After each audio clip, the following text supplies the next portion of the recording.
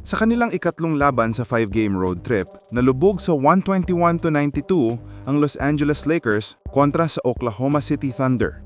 Isang matinding reality check para sa grupo ni JJ Redick na bumagsak sa 1-2 record sa kanilang biyahe bago harapin ang back-to-back games laban sa New Orleans Pelicans at Milwaukee Bucks.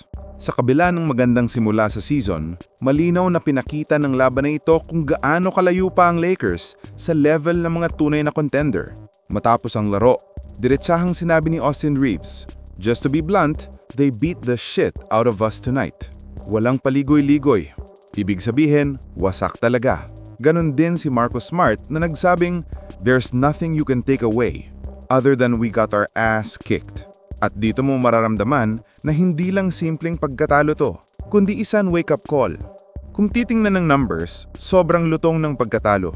58% shooting ang Thunder, kumpara sa 42% lang ng Lakers. Nahihirapan ang depensa ng LA sa ball movement ng OKC, lalo na sa perimeter. Wala ring sagot si Redick sa spacing ng Thunder. Laging late ang rotations at naubos ang energy ng Lakers sa habulan ng bola. Offensively, wala ring rhythm. Si Luka Doncic, bagamat nagpakita ng flashes of brilliance, halatang pagod. Wala rin masyadong tulong mula kay Ayton at Reeves, at nang hindi pumapasok ang mga tira ni Rui Hachimura at tuluyang lumubog ang opensa. Pero marahil ang pinaka-interesanteng bahagi ng gabi ay ang mga sinabi ni JJ Redick matapos ang laban. "The Atlanta game and tonight I don't think are reflective of who the group is going to be, but it clearly is who the group is right now." Isang matapat na pahayag. Ibig sabihin, alam ni Redick na hindi pa buo ang identity ng Lakers. Alam niyang may kakulangan pa sa chemistry at hindi pa lumalabas ang tunay na laro ng kupunan. Pero sa ngayon, ito ang realidad nila. Inconsistent, erratic, at kulang sa defensive backbone. At habang pinupuna si Redick sa kanyang rotations, may isa pang headline na tahimik pero intriguing, si Luka Doncic.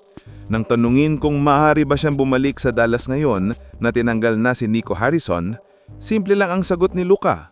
"Right now, I'm just focused on the Lakers. No further comments." Tahimik pero mabigat. Parang may laman. Ramdam mong may emosyon pa rin si Luka tungkol sa kanyang dating team, pero sa ngayon, gusto niyang magpakita ng loyalty sa Lakers. Kung titingnan sa kabuuan, itong pagkatalo sa OKC ay hindi lang tungkol sa score. Isa itong test ng resilience, leadership, at accountability. Kailangan matutunan ng Lakers kung paano mag-adjust kapag hindi gumagana ang sistema.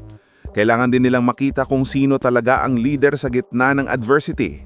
Si Luka ba? Si LeBron? O si Smart?